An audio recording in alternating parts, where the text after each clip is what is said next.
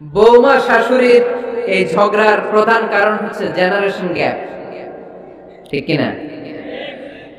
শাশুড়ি এক জেনারেশনের আর বৌমা আরেক জেনারেশনের। শাশুড়ি ভাবে একরকম, বৌমা ভাবে আরেক রকম। শাশুড়ি চায় বউর উপর খবরদারি করতে, বউ চায় শাশুড়ির উপর খবরদারি করতে। এই ডমিনেটিং এর কারণে কিলাকিলি আছে না নাই? এটা ঠিক না। আমার শাশুড়ি মায়েরা যারা আছেন, প্রথমে শাশুড়ি দিয়ে শুরু করি।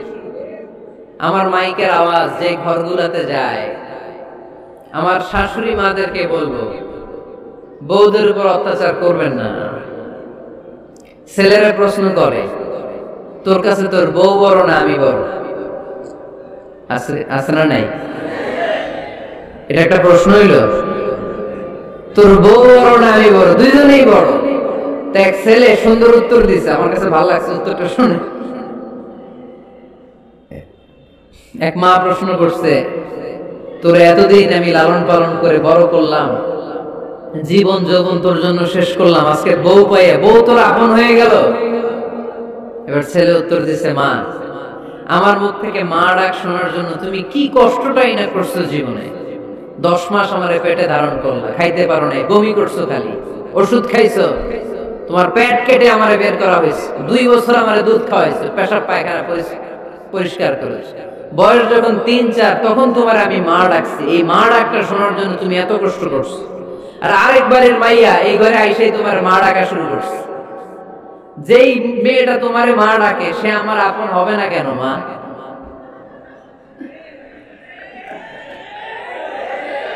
ঠিক কিনা? এই মা ডাক শোনার জন্য তুমি এত কষ্ট করলা, আমার লালন পালন করলা, 10 মাস পেটে ধরলা, পেশাব পায়খানা পরিষ্কার করলা, এরপরে মা ডাক শুনতে পারছো। আর আরেকবারের মেয়ে জানা নাই চেনা নাই এসেই তোমার ডাকা শুরু করছে মা।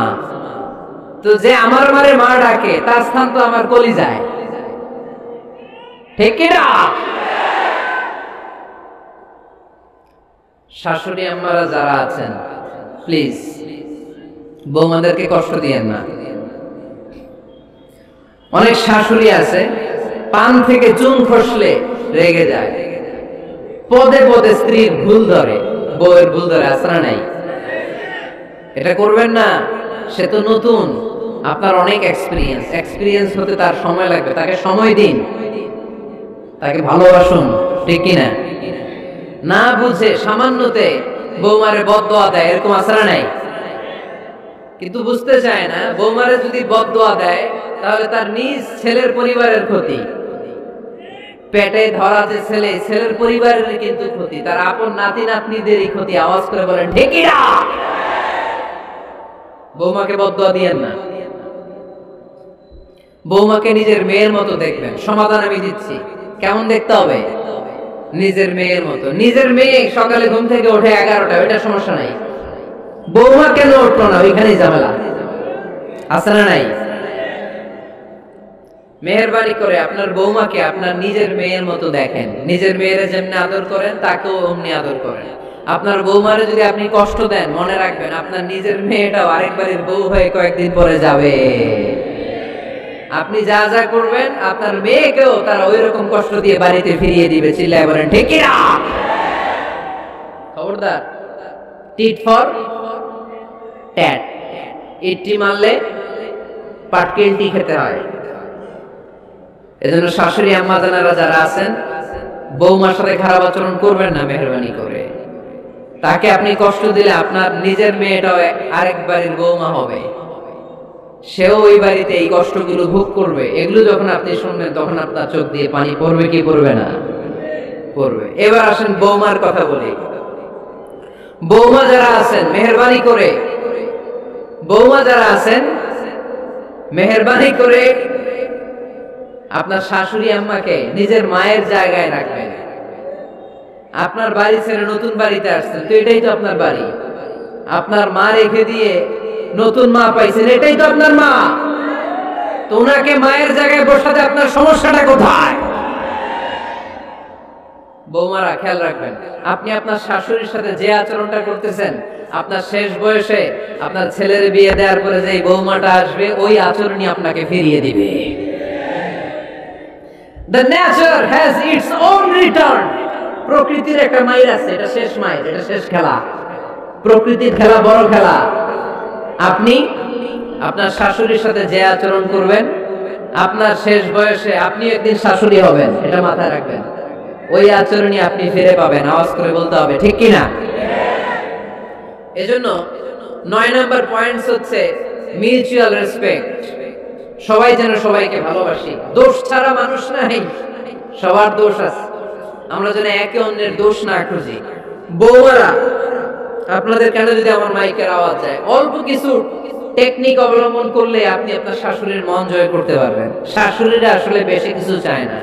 আগের জামানার মানুষ তো, এদেরকে ওইভাবে হাত করতে হবে। মাঝে মাঝে একটু শাশুড়ির মাথায় তেল দিয়ে দেন, চুলে তেল দিয়ে দিবেন আর কি, মাঝে মাঝে চুল আছড়ে দিবেন। এগুলো কিন্তু খুব পছন্দ করে শাশুড়িরা। ওনার প্রেশারটা একটু মেপে দিবেন। ডায়াবেটিক্সের ওষুধটা খাইলেও কিনা সময় মতো খোঁজ নেবেন। কি পছন্দ করে খেতে একটু রান্না করে দিবেন। যেই বক্তার ওয়াজ শুনতে পছন্দ করে, ওই বক্তার ওয়াজগুলো ডাউনলোড করে শাশুড়ি আম্মাকে দিবেন। ইসলামী বই দিবেন। দেখবেন বয়স্ক নারীরা মাহফিল যেতে খুব পছন্দ করে, ওয়াজ শুনতে খুব পছন্দ করে, নবীদের কাহিনীগুলো শুনতে পছন্দ করে। বসায় বসে একটু কাহিনীগুলো শোনাবেন। বাইরে বেরোলে জিজ্ঞেস করেন, আম্মা আপনার কিছু লাগবে কিনা। আরেকটা টিপস আছে, চুল যখন আঁচড়াবেন আর শাশুড়ির মাথা যখন তেল দিয়ে দিবেন, তখন অতীতের কথা জিজ্ঞেস করেন। দেখবেন অতীতের স্মৃতিতে হারিয়ে গিয়েছে আপনার শাশুড়ি। কি জিজ্ঞেস করবেন জানেন? জিজ্ঞেস করবেন, আম্মা জান, মুক্তিযুদ্ধের সময় আপনার বয়স কত ছিল? ওই সময় মুক্তিযুদ্ধের সময় আপনাদের এলাকায় কি কি হয়েছিল মা? আরেকটা প্রশ্ন করবেন, মা বিয়ের সময় আপনি কেমন ছিলেন? ওই দিন দেখবেন বুড়ি আর বুড়ি নাই, জোয়ান হয়ে গেছে। ওই দিন বলবে, মা আমি অনেক সুন্দরী ছিলাম, আমার মাথায় অনেক চুল ছিল, আজকে নাই। আমগো গ্রামে আমার সাথে সুন্দরী মাইয়া ছিল না। অতীতের স্মৃতিতে, স্মৃতি হাতড়াতে হাতড়াতে তিনি হারিয়ে যাবেন। জিজ্ঞেস করবেন যে, মা শীতকালে আপনাদের দেশে কি পিঠা বানাতেন আপনি যখন ছোট ছিলেন? আপনার বাপ চাচারা কি করতো? এগুলো জিজ্ঞেস করলে উনি স্মৃতির পাতা হাতড়াতে হাতড়াতে চোখ দিয়ে দাঁড় দাঁড় করে ওনার পানি ঝরতে শুরু করবে। আপনার জায়গায়, ওনার হৃদয়ের মনি কোঠায় এমন জায়গায় পৌঁছবে, আপনার ছাড়া উনি কিছুই বুঝবে না।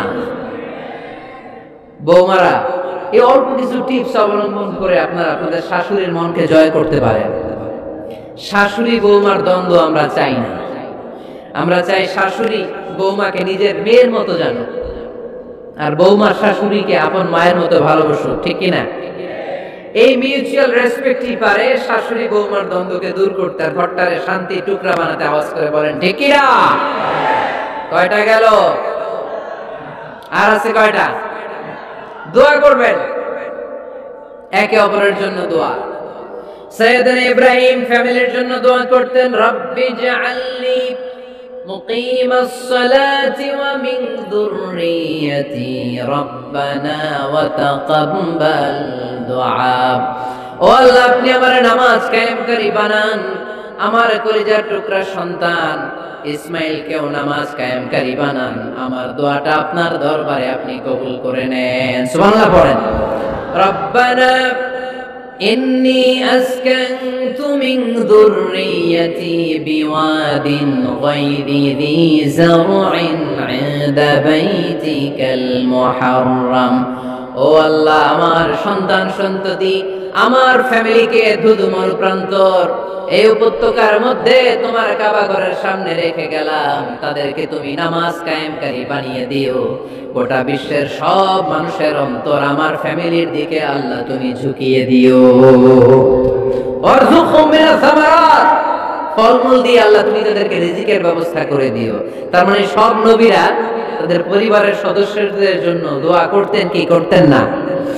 আবার কোরআন আমাদেরকে শিখালো, রব্বানা হাব লানা মিন আজওয়াজিনা ওয়া মিন যুররিয়াতিনা কুররাতা আ'য়ুন ওয়াজআলনা লিল মুত্তাকিনা ইমামা। ও আল্লাহ, এমন নেককার সন্তান, এমন নেককার স্ত্রী আপনি আমাকে দান করেন যাদের দিকে তাকালে আমার চোখ দুইটা ঠান্ডা হয়ে যায়। চক্ষু শীতলকারী স্ত্রী দেন। বিয়ে যাদের হয় নাই, ইয়াং ছেলেরা এই দোয়াটা করবা। বিয়ের জন্য দোয়ার দরকার আছে না নাই? প্রতিদিন এই দোয়া করবা, আল্লাহ এমন স্ত্রী দেন, এমন জীবন সঙ্গিনী আপনি আমাকে দেন, এমন লাইফ পার্টনার দেন যার দিকে তাকালে আমার চোখ জুড়িয়ে যায়। এমন সন্তান আল্লাহ আপনি আমার ফ্যামিলিতে দেন যাদের দিকে তাকালে আমার চোখ দুইটা ঠান্ডা হয়ে যায়। নেককার সন্তান, নেককার স্ত্রী আল্লাহর কাছে দোয়া করে চেয়ে নিতে হয়। তাহলে ফ্যামিলি মেম্বার একে অপরের জন্য দোয়ার দরকার আছে না নাই? বাবা দোয়া করবে ছেলের জন্য, ছেলে করবে বাবার জন্য, মা দোয়া করবে মেয়ের জন্য, মেয়ে করবে মায়ের জন্য, ভাই করবে বোনের জন্য, বোন করবে ভাইয়ের জন্য। দোয়ার দরকার আছে না নাই? দোয়া করবেন সবাই সবার জন্য। এই যে কোরআনের বঙ্গানুবাদ পাওয়া যায় না এখন, কথা বলেন। স্মার্টফোন আছে কার কার দেখি? হ্যাঁ, কারা কারা স্মার্ট দেখি? হাজার হাজার স্মার্ট, মাশাআল্লাহ। এই স্মার্টফোনের ভেতরে আল কোরআন নামে বাংলায় কোরআনের একটা অ্যাপস পাওয়া যায়। কথা বলেন, পাওয়া যায় কি যায় না? আজকে থেকে এই অ্যাপসটা ডাউনলোড করে প্রতিদিন 1 আয়াত 2 আয়াত 3 আয়াত করে পড়া শুরু করে দেন। বাঁচতে হলে পড়তে হবে, বাঁচতে হলে জানতে হবে, ঠিক কি না? এই স্লোগান আমাদেরকে শিখায়। এই স্লোগান তো আল্লাহ, এই স্লোগান দিয়েই তো আল্লাহ কোরআন শুরু করছে। ইকরা বিসমি রাব্বিকাল্লাযী খালাক। বাঁচতে হলে জানতে হবে, বাঁচতে হলে পড়তে হবে, পড়ার কোনো বিকল্প নাই। আওয়াজ করে বলেন ঠিক কি না? সুজানগরের ভাইয়েরা, মোবাইলের অ্যাপসের ভিতরে আমরা কোরআন রাখতে রাজি আছি তো সবাই? হাদিসের অ্যাপস ডাউনলোড করতে রাজি আছি তো? বাস রাজি আছি, ডাউনলোড করে রেখে দেব, আর কেউ পড়বো না নাকি? হ্যাঁ, প্রতিদিন একটা আয়াত হলেও যেন আমরা পড়ি। আল্লাহ যা বলা দরকার সব বলে দিয়ে গেছে, নতুন করে আর কিছু বলবে না।